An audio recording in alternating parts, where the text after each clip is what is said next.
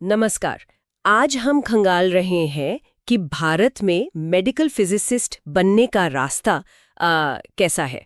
हमारे पास स्रोत है मेडिकल फिजिसिस्ट, एक करियर गाइड के कुछ हिस्से, और हम कोशिश करेंगे कि इस पूरी प्रक्रिया को स्टेप बाय स्टेप समझें। जी। ये सोचना ही काफ़ी दिलचस्प है कि कैसे फिजिक्स के जो सिद्धांत हैं उन्हें हेल्थ केयर जैसे इतने ज़रूरी फील्ड में इस्तेमाल किया जा सकता है। तो इस सफ़र की शुरुआत कहाँ से होती है? पहला कदम क्या है? देखिए, इसकी नींव रखी जाती है भौतिकी में स्नातक की डिग्री से, बीएससी फिजिक्स। और सबसे ज़रूरी बात यह है कि फिजिक्स आपका मुख्य विषय मेजर सब्जेक्ट रहा हो। अच्छा।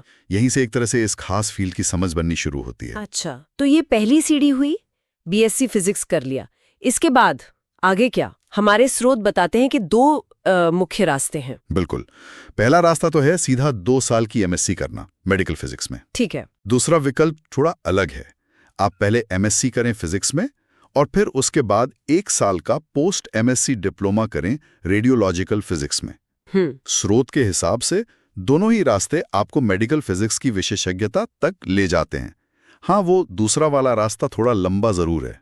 और क्या स्रोत ये बताता है कि करियर के लिहाज से इन दोनों रास्तों में कोई फर्क है, या अंत में दोनों एक ही जगह पहुंचाते हैं, मेडिकल फिजिसिस्ट बनने तक? स्रोत इस पर बहुत ज्यादा विस्तार से तो नहीं बताता, पर मुख्य बात यह है कि दोनों ही रास्ते आपको वो जरूरी अकादमिक योग्यता देते हैं जो एक योग्य मेडिकल फिजिसिस्ट बनने के लिए चाहिए। तो हाँ, अंतिम लक्ष्य दोनों से हासिल होता है। समझ गई। अब बात करते हैं संस्थानों की। ये जो खास पढ़ाई है, इसके लिए कौन सी जगह अच्छी मानी जाती हैं? स्रोत में कुछ नाम भी दिए गए हैं। हाँ, भारत में कई बहुत प्रतिष्ठित संस्थान हैं, जैसे भाभा एटॉमिक रिसर्च सेंटर यानी बार्क और टाटा मेमोरियल सेंटर टीएमसी। ये तो इस फील्ड में बहुत बड़े नाम हैं। हाँ, सुना है इनके बारे में। इनके अलावा भी जैसे अन्ना यूनिवर्सिटी है, Manipal academy of higher education, MIT university, Jadavpur university, ये सब भी बेहतरीन शिक्षा देते हैं। ये तो देश के जाने माने नाम हैं।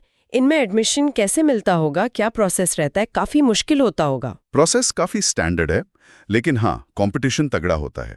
पहले तो ऑनलाइन अप्लाई करना होता है, फिर संस्थान या तो अपनी एंट्रेंस परीक्षा लेते हैं या फिर गेट स्कोर के आधार पर कैंडिडेट्स को शॉर्टलिस्ट करते हैं। GATE score? अच्छा, वो इंजीनियरिंग वाला? हाँ, गेट मतलब graduate aptitude test in engineering, लेकिन ये साइंस विषयों के ही भी होता है। इसके बाद आमतौर पर एक इंटरव्यू होता है और फिर आपके ओवरऑल परफॉर्मेंस के आधार पर एडमिशन मिलता है।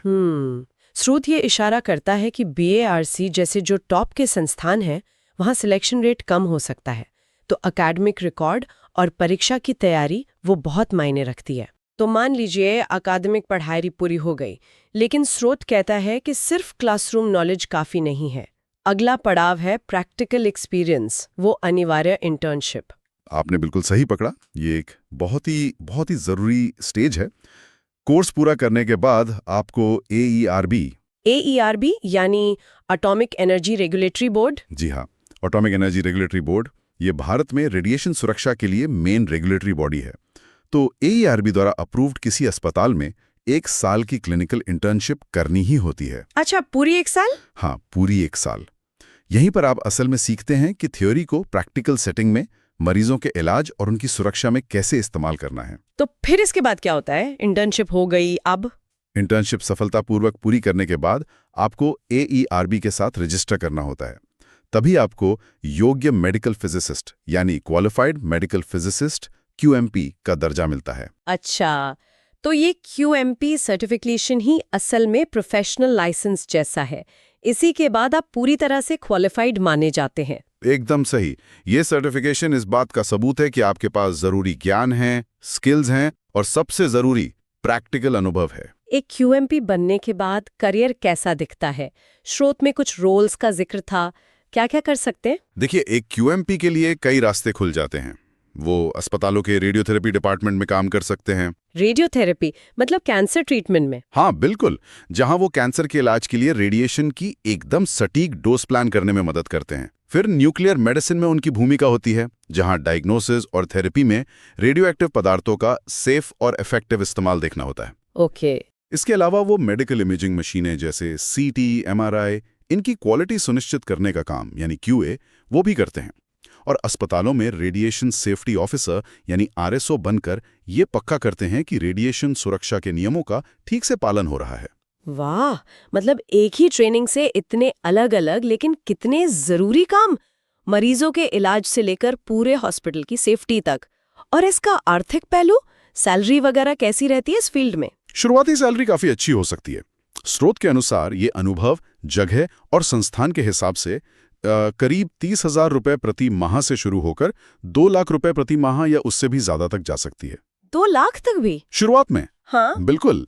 ये आंकड़े दिखाते हैं कि QMP जैसी खास योग्यता और AERB सर्टिफिकेशन की मार्केट में कितनी वैल्यू है।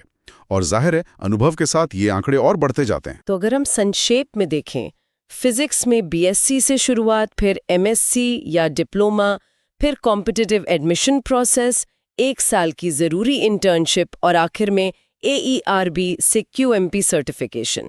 ये है पूरा सफर। बिल्कुल।